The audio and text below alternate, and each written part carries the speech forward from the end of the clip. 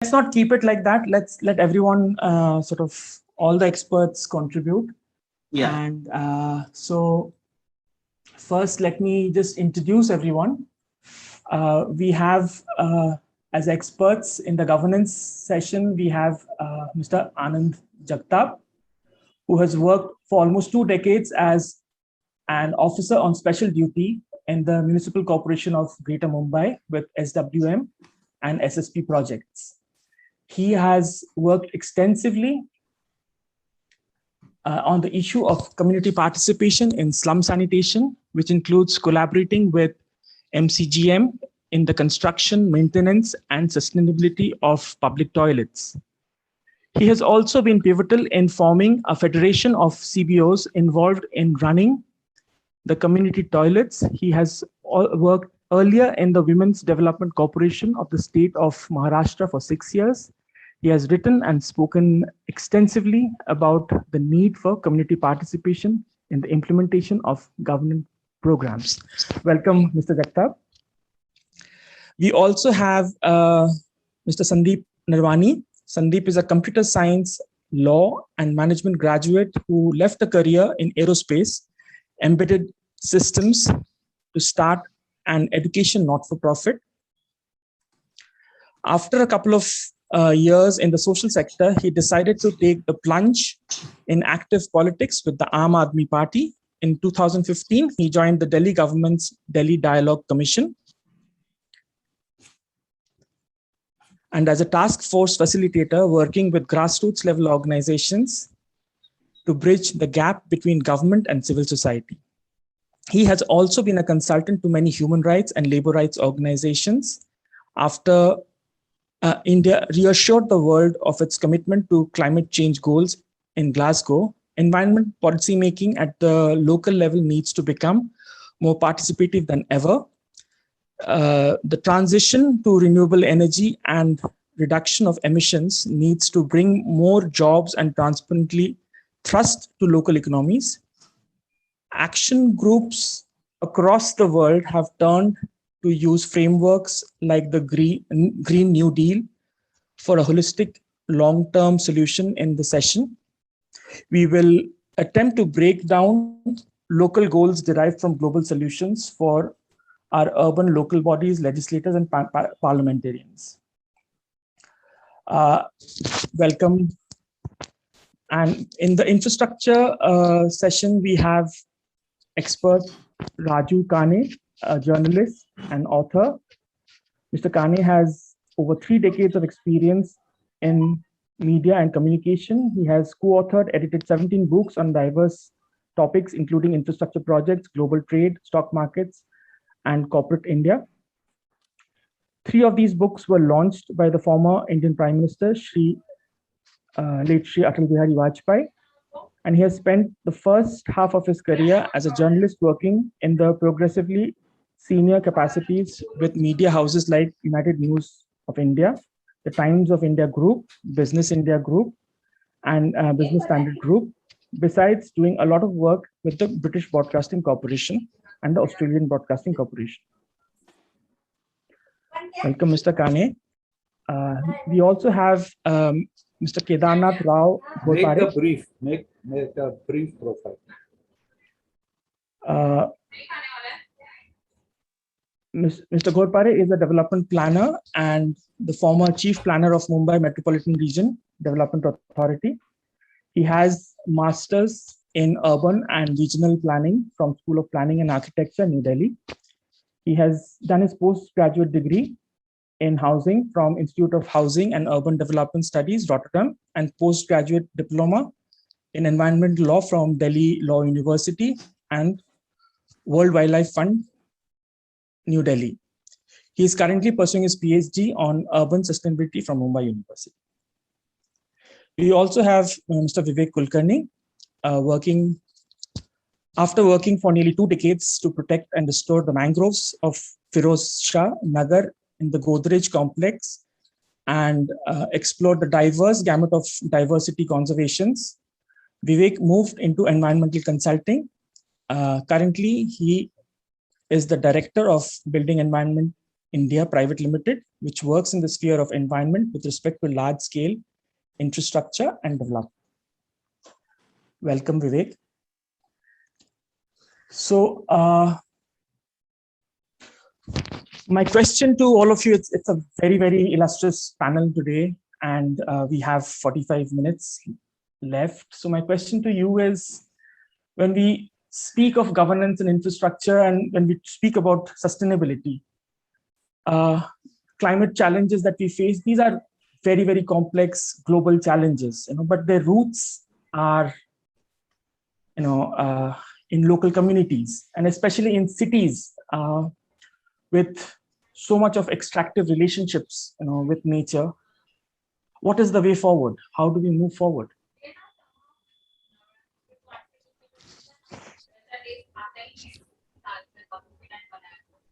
Okay, I take it on.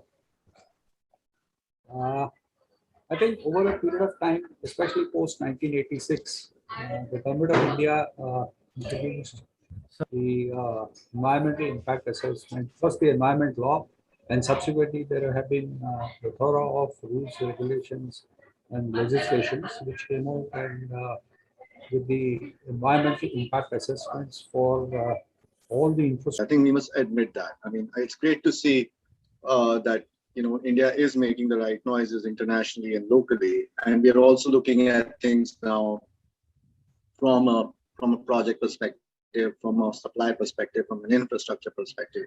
But we need to look at things from a community, a family, from a household perspective. It may seem largely impossible, but that is the only way, because there cannot be certain zones in India which have climate change resistance, and then certain zones which are absolutely vulnerable.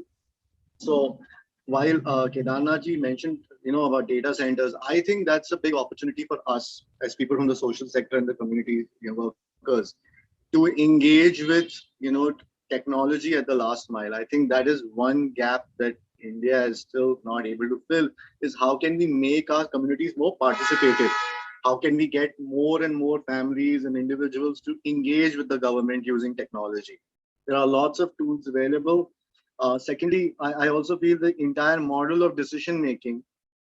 We've been talking about this for years. We have a ministry of, Shanker Ayerji started, the Panchayati Raj revolution in India as someone who is from another opposite political, party. I still appreciate the effort. After all these years, I see that is, that's a gap that seems to be, just doesn't, bridge. It's and it's a gap that has existed for decades. How is it that we can get our communities to take the responsibility and govern by themselves? I feel that is one way to answer your first question. How can climate change, be bridged? How can we, have more involvement of people rather than, looking at things just from a supply perspective? There is no end to solutions that we can. I'm just going to quickly end by saying that there are lots of state governments now investing, a hell lot in electric vehicle policies. While this is happening even abroad, in the US, we can see the Build Back Better plan coming through, an infrastructure deal which talks about solar, installations all over, talks about electric vehicle policies. But in India, we see that, the last mile is something where, despite these huge investments coming in, electric bus costs about 3 crores compared to a CNG bus, which costs 1 crore. But, where is that gap going to get bridged? How are people going to decide whether they want electric vehicle or not to travel, a public transit vehicle, I mean? Where do they want a metro or not? We see like a lot of metro development happening in the city. But again, will that, at the end of the day, will that save our coastal line? Will that, give our children another, few thousand years to live in this planet, the next generations to come? I think there's still a lot of work to be done on that. Sorry for the long answer. Thank you. I'll now request Vivek, because you are a person who's, looking at technical solutions and also, value-based solutions. So what do you see the way forward?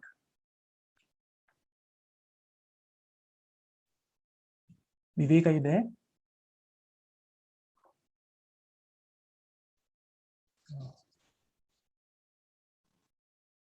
Pinaki, I can't see him. He's not there. So, Mr. Kane, yes, technical solutions are there. There are so many possibilities, so many pathways that we can take. There's so much information around also. But as Sundeep was saying, it doesn't. There are last mile solutions that are missing. There is lack of participation and informed decision making at the community level, at the family level. That is also a challenge. How do you see the way forward? What do we need to really shift to meet this challenge? Thank you. So, I've been writing about issues related to the environment for over 3 decades now. That time, sustainability, quote unquote, was not a fashionable word. Okay, and those days, essentially, what me and my colleagues in the media, there were very few of us, were writing about was really people's movements to stop a lot of projects against the inherent injustice in a lot of large projects. And what Sundeep said is very, very critical. And that's actually a problem that India faces and a lot of democratic nations faces. US faces the same as well. Is while there are several projects, infrastructure projects that are needed, and even green infrastructure projects are needed to make things more sustainable. How do you get community participation? We typically have a process that the law describes a very, India, of course, has great laws. Unfortunately, the implementation is always pretty pathetic. So you have the law prescribes a consultative process with community participation. In reality, these things always get hijacked, either by the project sponsors or by interested political parties who want to drive the project through, or their opponents who want to stop the project. I mean, the classic case, which is in Bombay, is of what happened with the metro yard in Goregaon. Every technical committee has said that that is probably the best site, but there was hysteria whipped up, and a new government, because of political, they wanted to draw political mileage. They've stopped the yard there, and the project is now gone back at least by a couple of years and going to cost a few thousand crore more. In the interim, people are still commuting by cars. Okay, they're still spewing out carbon dioxide and carbon monoxide, and we still have a problem. So the way I look at it is that as a nation and as humanity itself, we need to arrive at a few basic decisions. That yes, we are faced with an emergency. We are faced with an emergency that can lead to extinction. And if everyone takes a not in my backyard attitude, okay, it's not going to help. You look at, I was talking about US, you look at, US needs transmission lines to transmit a lot of green electricity that they're looking at generating. But the way it is that there are few states in the US which have potential to generate green electricity, and the demand is in across the country in other areas. But there's opposition. There's going to be opposition to lay those new transmissions that are required, and it would mean that the project will go for a toss, or the cost will increase. And while that happens, you still keep on sending out carbon into the atmosphere. So the way I look at it, and it's an idealized solution. It's not really a solution. I mean, but I hope that at some point humanity, all of us figure out that the not in my backyard syndrome is not going to help. We need to sit up. We need to literally smell the air and breathe what's happening around us, and realize that unless we take a collective decision and to let all of these projects through, we are all doomed. Thank you. I'll go to Mr. Jagtap now. As a person who's worked within the municipal corporation, local governance, in a very large, complex institution. What do you feel are the, what are the biggest blockages in getting the results that we want to see, like in terms of governance? What are the red flags that we need to address?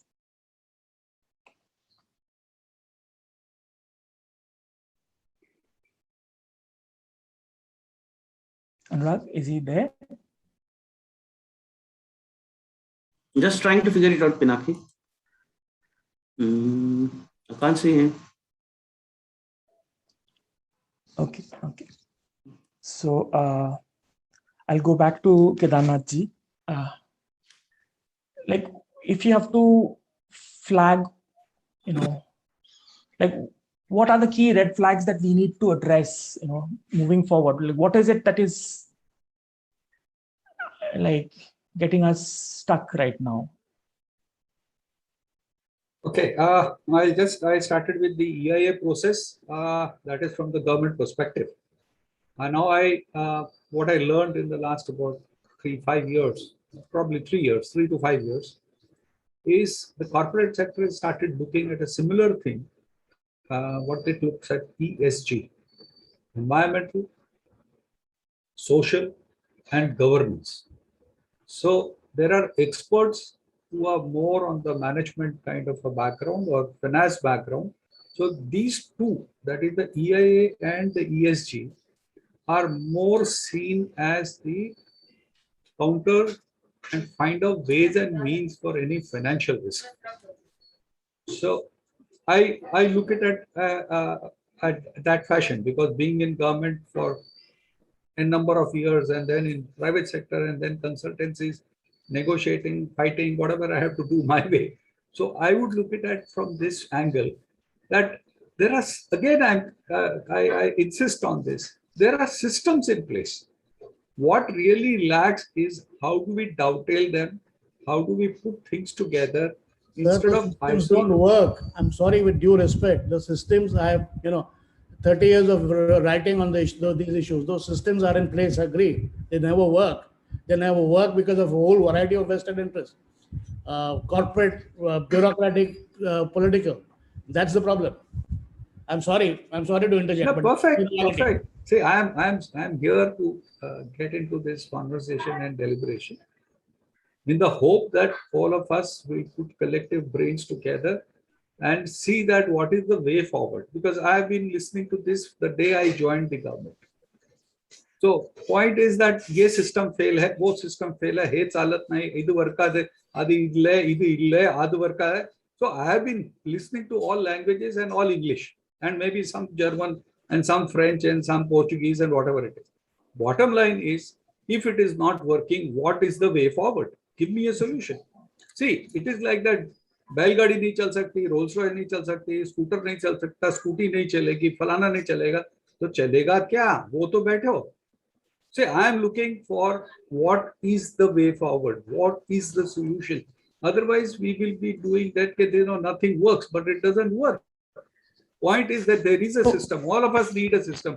मेरा दिल है, तो heart है, तो system है, खाना खाओ. So there are systems. The point which is there is lack of coordination, lack of convergence, lack of synergy, and our own personal as well as institutional egos.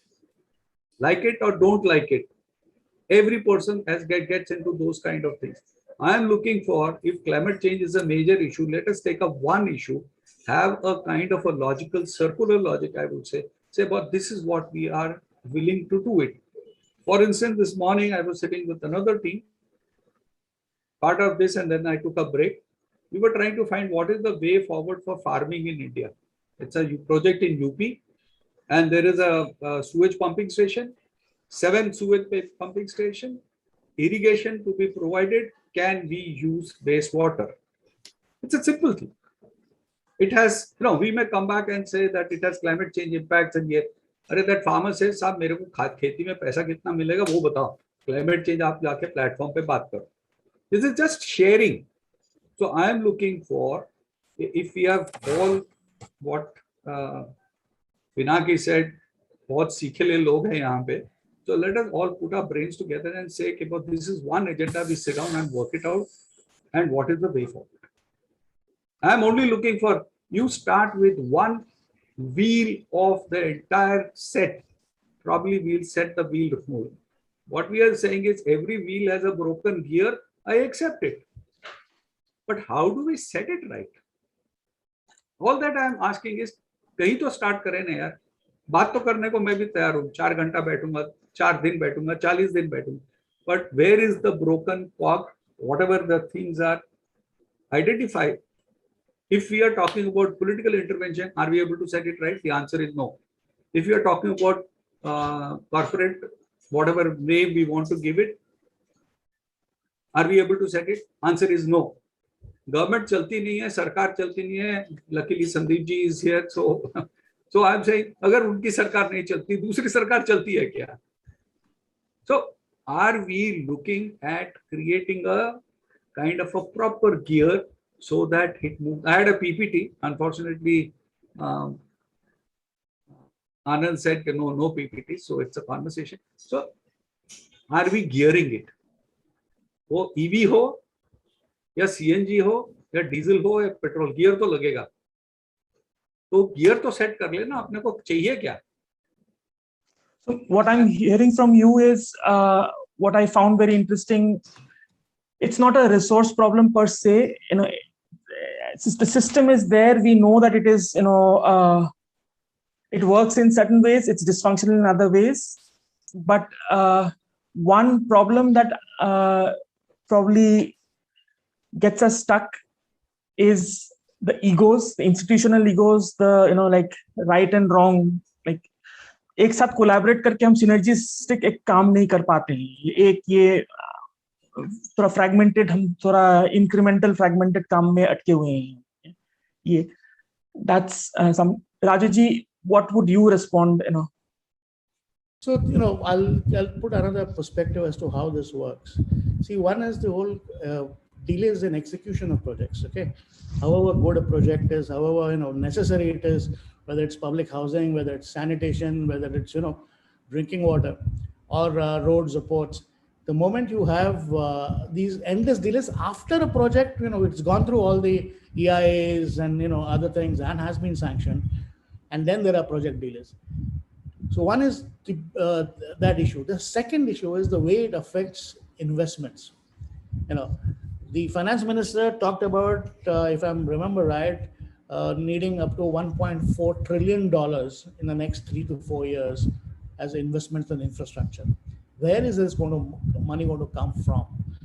And why would any investor, global investor, want to put in money if you have endless project delays? And if they do, then they're going to factor in those costs. So which means your cost of your projects, if you're going to borrow, is going to rise substantially. Kedarnath ji was talking about how to make it work. Well, there are, the private sector has a solution to this. And when it comes to implementing private sector projects, okay?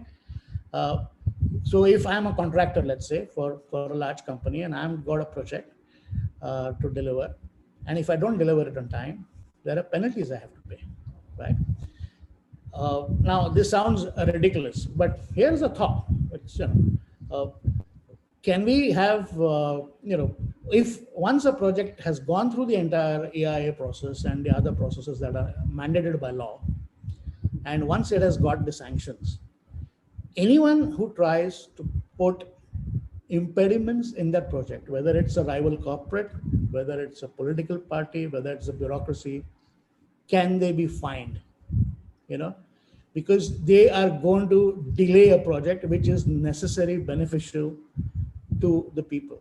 Unfortunately, that's not a system that will work in infrastructure projects. But if it did, you would find a lot of these objections disappearing very, very fast. Believe me, because when it hurts your pocket, everyone shuts up. So Sundeep, I'll move to you.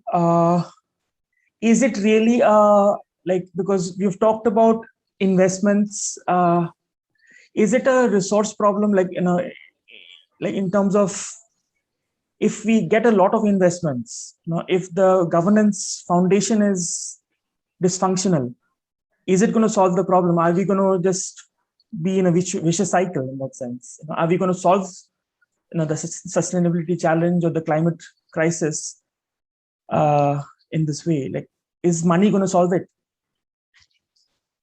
Not at all. I mean, I have very strong views on it that money is. I think Kedarnath ji wants to go first. Would you like to answer that? I see a hand up. Please take. Please go ahead. I'll follow you. Okay. Hey, what Raju was saying, there are studies by all the well-known universities and all the well-known established investment and funding agencies. To name a few, IFC, World Bank, RBI, State Bank, whatever name you want to give it. So this financial, coming to the question which Pinaki is asking, and one of the good studies which I came across was by KPMG. And it had identified 18 parameters. Now, some of the things with Raju raised, yes. Stakeholders at the start of the project, that is when you bid for an EIA, because companies will say, I want to do EIA, come forward, these are the terms and conditions. There you create a different set of stakeholders, one. Second, allotting the contract. Before that, the selection. And if you follow the entire supply chain or value chain, what you want to call it, what really comes across is the number of stakeholders which you and we had never visualized. They pop up. And we like doing stakeholder engagement studies and being on site for all the large infrastructure projects. You do the infrastructure assessments. You do the stakeholder assessment. Suddenly you find even a small pin can blast a huge balloon. And that's what we have experienced doing projects. अरे यार उसको भी है, इसका भी है, genuine है, नहीं है. For instance, you are doing let's say you are doing an infrastructure project, a road project. Suddenly you come across a set of a specific species of scorpions on the ground. Which person like me, who is technically qualified to do, has imagined that in a 1,000-kilometer road, that there will be 3 spots where you will find 3 different endemic species? Never. No researcher has done that study. He might be expert as a PhD, but उसने मेरे को ये बताया नहीं कि इस location पे lat long पे, because nowadays everything is lat long, because Uber भी चाहिए तो lat long चाहिए. So what we found, that it was a botheration. We had to do a detailed study, find expert, and my experience is, you look for an expert, you will never get an expert, because the problem is very, very unique. So all the genuinity, all the stakeholders, all the processes, unless we put it that this is what it is, and say that, tell to the government or wherever the stakeholders, jo bhi stakeholders, put them together and say, like, we are here to understand something. Let us come together and come out of the end of the 3 days webinar. We say that these are the solutions which is coming forward. Hopefully, it will be different from what has already been written in the literature. Thank you, Kedani. KPMG study is good. If you want, I can share it with Anand, and all of you can have a look at it. Thank you. I think one very important point that you've flagged is that, the minute, like one pin can blast a huge balloon.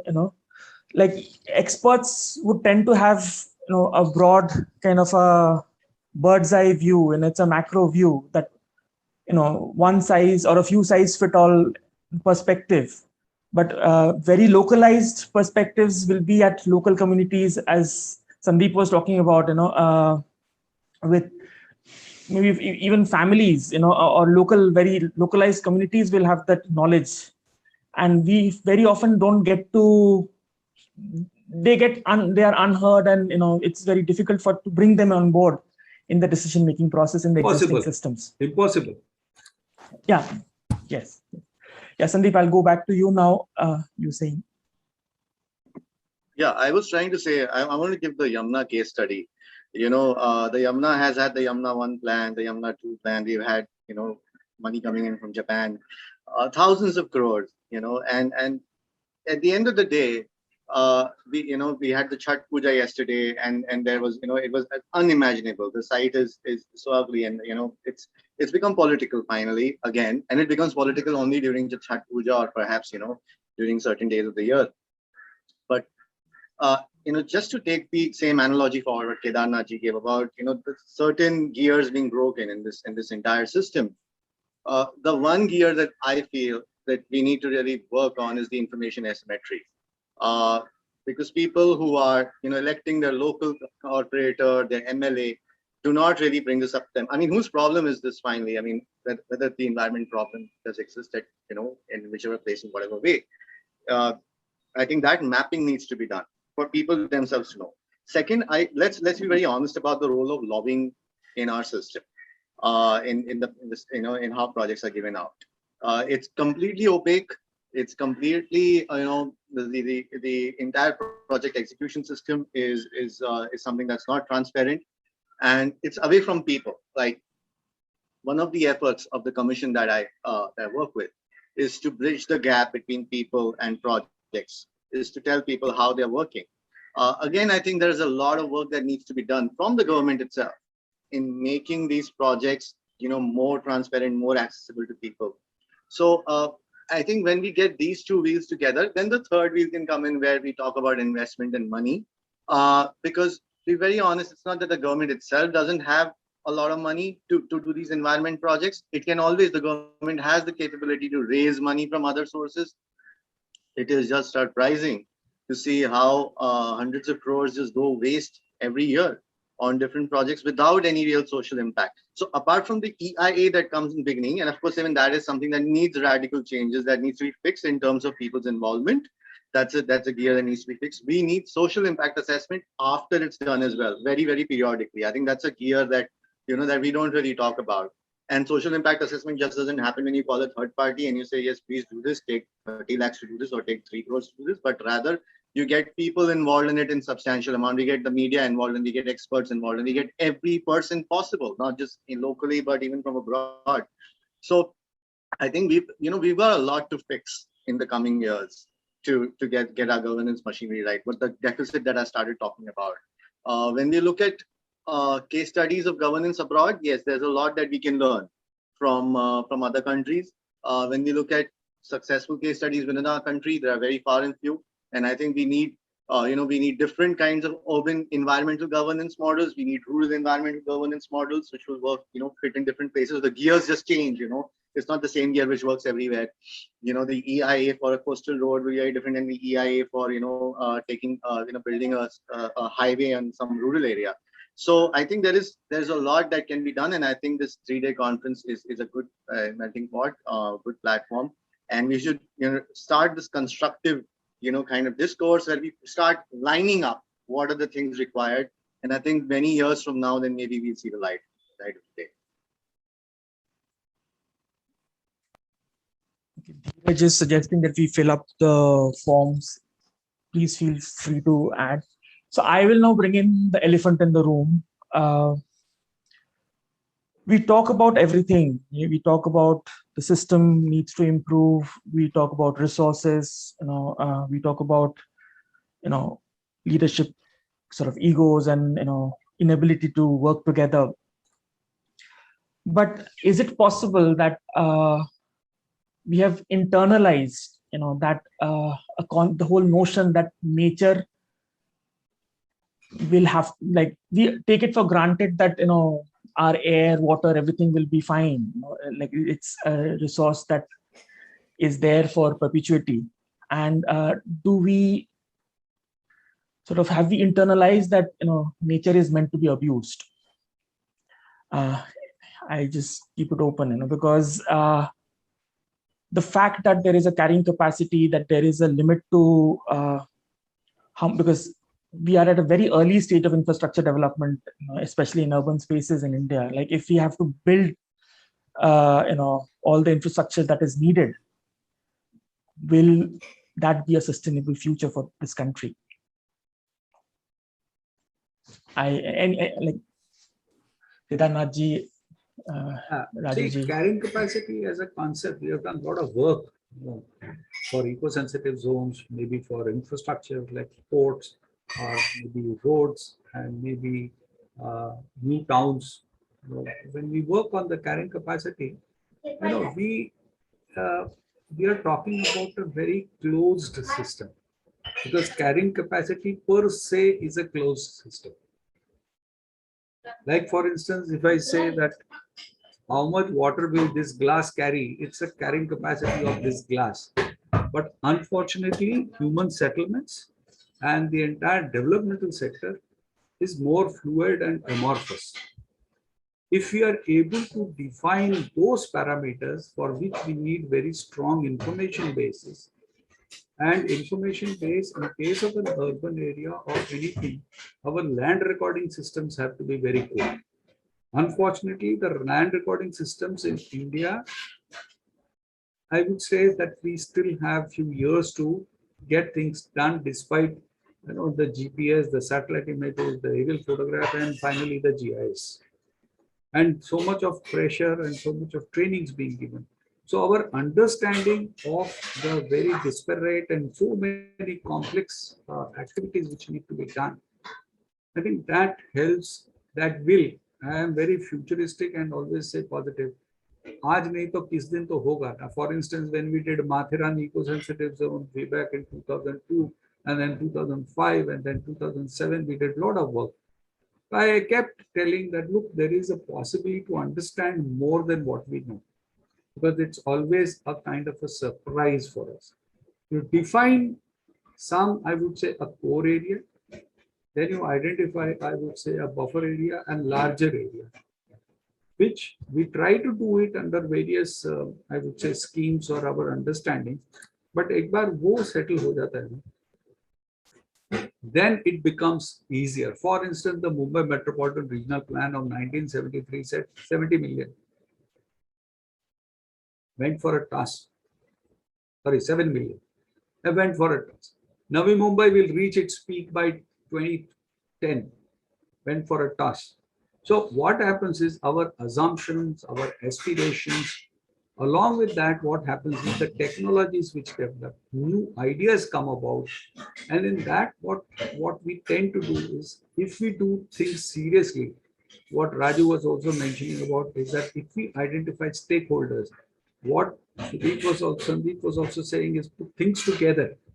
What that will be a better way, I would say, a non-partisan kind of a platform wherein we are able to share. Today your sharing is limited to suggestion and objection after doing something. Participatory है ना हमारे पास, limited है. And I don't know how many of you have conducted this, being part of the pollution control board's participation across projects across the country. You will find कि आते हैं लोग, भेड़ चाल होती है, बैठते हैं, सुनते चले आते. Are we looking at something serious? How many of us really want to contribute? Like for instance, the Nagpur-Mumbai Expressway, I think the College of Engineering Pune wants to now do a proper assessment. We started in 2015. So point what I'm saying is, if we have to do it, local people, intellectuals, administrators, policy makers, let us come together and push the platform पे बात करें ना. नहीं तो मेरे को जो मालूम है वही मैं बात करता रहूं तो फिर उसमें मजा नहीं आता. Every case is unique in a development. You might have built bridges, for instance, the Mumbai MTHL bridge. Interactions with the fishermen. Fishermen of Uran are different from fishermen of Shivdi. Fishermen from Shivdi are different from fishermen of any other location. So you actually are dealing with absolutely a different aspiration and expectation. And that when you want to get into development planning, that is the kind of, I would say selflessly put things together. If private sector is performing, we need to find out why it is performing. If public sector is failing, we need to find out why it is failing. There are always incentives and disincentives, and that is where the, I think, balloon ka pin matter karta hai. Thank you. Sundeep, same question to you. Like, are we just taking nature for granted? Like, do we really care about, like, of course we say that we care, but isn't most of our acts, just a reflection of how we are abusing, our natural capacities? Yeah, actually, we do abuse nature very inadvertently, in a very unknowing way. I see this happen, like not just in our analysis as government, but even when we analyze how much damage has been caused in this, from the lens of the civil society. I think we have been we've been underestimating that, and there is so much difference in in the kind of the overall index of environment that maybe my grandfather had compared to what I have, and then it will get so much worse compared to 2 or 3 generations after me. That is that by itself is so alarming. The fact that we because we are so involved in and as generic, I speak for for most of the population, in our livelihood, in our in making our ends meet, that we've never been able to get involved. Public participation in environmental issues is so limited. Whether even when there are meetings, I remember that there were some metro meetings that were where the MMRDA and the BMC etc. had held somewhere in Bandra, and there were so few people who turned up over there, and that the reason is that there is lack of information, lack of knowledge of how this hurts us, and that's why we abuse nature, like I said, in the first way. Second is that we think that it's going to become all right. We think that nature will build itself back. It will autocorrect. It will regain strength, which doesn't happen on its own. And lastly, I also feel that this entire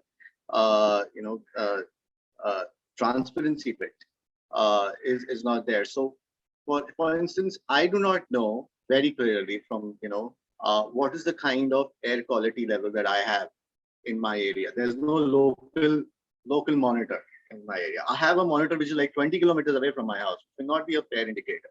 Secondly, I do not know how is my health responding to the health quality.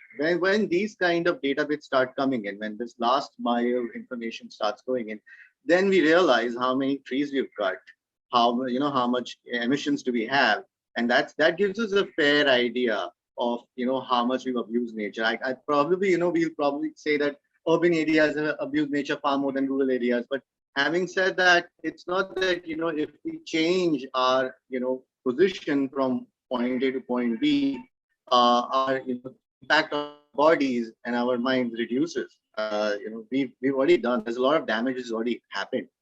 Quantifying that damage itself hasn't quite been, has definitely not happened from the government's part. And I think it's up to the civil society now to quantify how much do we abuse nature on a yearly basis, on a monthly basis, on a daily basis, and what is the way out. I think that abuse needs to be corrected, because if it doesn't, we're still going down a road which is like we really don't know where when it's going to really go bad. Where's the tipping point?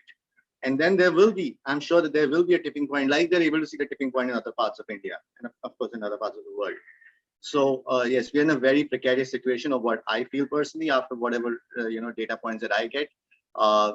Having said that, there is very little intervention from the courts. I mean, Raju Saab mentioned something about that there should be no blocking possible. We should have laws in which you cannot block a project once it's been passed, because that causes delays, further investment losses, etc. But if we do not have the right information, I think those blockings are of course from political parties, from other corporate rivals. But how will citizens block if they do not really know how much their own lives are getting abused? Because we just don't abuse the environment. When we abuse the environment, we also abuse our own our own bodies. our own families, our own future. So yeah, I'll end it. Pinaki, shall I say a few things? Please, sir. Yes. So I was actually, by your question, I was reminded of a meeting that I attended almost 30 years ago. This was a group of activists. All of us were from urban areas. And we were visiting, I was visiting as a journalist, and there were a lot of these activists. We were visiting this tribal area, which was protesting against a particular dam. And so here we were, all in our jeans and sneakers and whatever. We were in this small tribal hamlet, and very committed. I had nothing against the people involved and the activists involved. They were very committed to what they were doing, and they were trying to convince these tribals that if the project happens and you'll be displaced, and all those are absolutely true, and I'm not disputing that. But one of the messages that somehow subliminally was coming out was that, look, you guys are doing it right. You have a far more quote unquote sustainable life. You're living close to nature. And I'm looking at those people who are listening, the tribal people from the hamlet who are listening to these activists. And I was saying, I was asking myself, what are they actually thinking? They're looking at these guys coming in a jeep and dressed in jeans and sneakers, and we're giving one of them is giving them bhashan about how they are living a sustainable lifestyle. Would the tribal really want that, or would he or she want to be like us? Have the point I'm making is that yes, we have abused nature. By the first time humans walked this planet, okay, we have been abusing nature. Let's be honest. Every human action has always had an impact on nature. It's just that now there are too many of us, over 7 billion, so it is affecting it far more. Added to that is the fact that almost all of us have aspirations for a better lifestyle, for a better livelihood. What that is a matter of definition and of ideology, that whether you should be living close to nature or you want to live in a big mansion with 45 rooms and 300 acres, was it recently in the news? But that's a matter of personal perceptions and ideologies and stuff. But fundamental fact is that every human would want to enhance their lifestyle. Unfortunately, in trying to meet that aspirations, governments all over the world have to necessarily then provide more and more infrastructure projects. It is inevitable. It's a law of economics, and that law of economics is now coming up against the law of nature, where we're causing so much harm that all of us are going to die in 50 years or 100 years if we don't do something. I don't have answers to this. I am not an expert. You have other panels here who are experts, but I believe that I'm generally an optimistic person about humans, but in this case, I don't really have. I'm not very optimistic. All I can say is, okay, at the age of 60, I've lived my life and I'm lucky. But I don't know about the future generations. Thank you for this honest conversation to all of you. We have about 5 minutes left. And I share something. Can I share something? Yes, please. I think I take a word from what Raju said. A word called aspiration. I am so happy that we have finally landed into my PPT. मेरे को जो दिखाना था उसमें ये conversation आ गया. मैं तो बहुत खुश हूँ. तो मेरी कैरिंग कैपेसिटी तो बहुत खुश हूँ. I'll tell you, we were doing a project. I won't name, but you will guess, and I will not say. I was doing a very large special economic zone. I was responsible for doing whatever I was responsible for, as I had signed for it. We went to the villages and we moved around, and there were social scientists with me, and काफी सारे जो activist दोस्त हैं उनके भी partners थे मेरे पास. Finally बोला, अरे Kedar, why are you doing this? मैंने कहा, I am trying to understand ये क्या है क्या. So the point when we went to that village, met couple of them. There I found, because the land rates which was being offered, I wouldn't say compensated, but purchased. So there is a difference as by law between purchasing and compensation. So these lands were being purchased. And young boys, they came to me and said, Saib, hey, what are you doing this? I said, kya ho gaya? You gave the money to my grandfather and my father. What am I going to get out of it? I said, look, that's your family business, boss. You need to sort it out. And that is the time I found the youngsters had aspiration of buying the fancy motorcycles. So motorcycle chahiye. And then we were sitting one day at a tapri in one of the remote areas of Maharashtra. I was referred to a film, Main Madhuri Banna Chahti Hu. That was around the same time we were acquiring lands or purchasing lands. तो सबसे पहले तो आके पूछा IT वाले को, यार ये पिक्चर दिखा मेरे को. तो इसने load, and see, in a corporate world you can't see these pictures on the systems. So we went up and took the permission from the IT guy, HR and the CEO, and we watched it. I realized our life is about Main Madhuri Banna Chahti Hu. If you can anticipate that, probably the climate change issue, the infrastructure demand issue, and as well as the detrimental impacts of development on environment can be understood, because the aspirations are so vague and so high that I may be happy by drinking a chai from the tapri. Somebody else would like to drink and go to Taj or any other five-star hotel and enjoy, or maybe travel abroad to Dubai or some other place. Say, mere ko to chai wahan. So this is a very, very interesting kind of a conversation which has happened. And I would only say that, if we can meet the aspirations of people, when I say people, the stakeholders. Identifying stakeholders is a complex activity. Identifying aspirations is a very complex activity.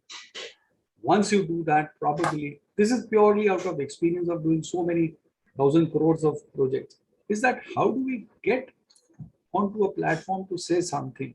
2 + 2 4 hai, ye kahan se prove kare? And that's what is all carrying capacity is about.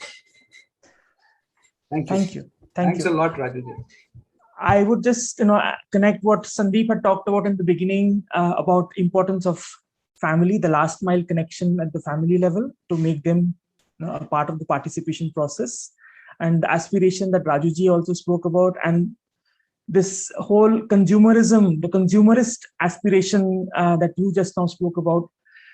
There is also hope for me in the sense this consumerist aspiration that you're talking about, this was actually a very engineered social kind of a engineering that was done post World War II to keep out communism by the West. And there's this, a larger, so it was actually, we have been sucked into that, into that game of not enough. And maybe at some level, you have to create new narratives that, माधुरी अगर सब लोग हम बन जाएंगे तो फिर हम दुनिया नहीं रहेगा. I'm sorry, I disagree about this whole Second World War thing. I think wanting to better yourself, better your lifestyle, better the surroundings around you. What the definition of better, like I said earlier, depends from person to person, ideology to ideology, but wanting to better yourself is an absolutely. No, I completely hear you. I hear you. But I'm saying the consumerism that has been kind of pervasive right now, that was an emergence, a post World War II social engineering that we have been kind of subjected to. I completely agree with you about aspiration is different. Yes. So thank you to the panelists. I enjoyed the conversation. I hope you also enjoyed, and maybe this is a drop to the larger conversation which will add to some way forward, and hope is all that we have. So Thank you for having us. Thanks a lot. Thank you. Good going. Thank you. Look forward for more Thank you. interactions. I have to Yeah. leave for another meeting. yeah, okay. Thanks a lot. Bye-bye. Bye. Bye-bye. Pinaki, Thank you. Pinaki, I Yes. had written one question for you. Can you ask? Can you read for them? I have.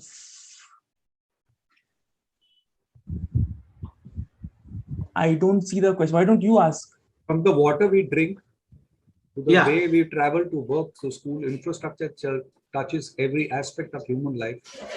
It has the power to shape the natural environment for the good of all, for good or for ill. As the world's population expands, urbanization accelerates.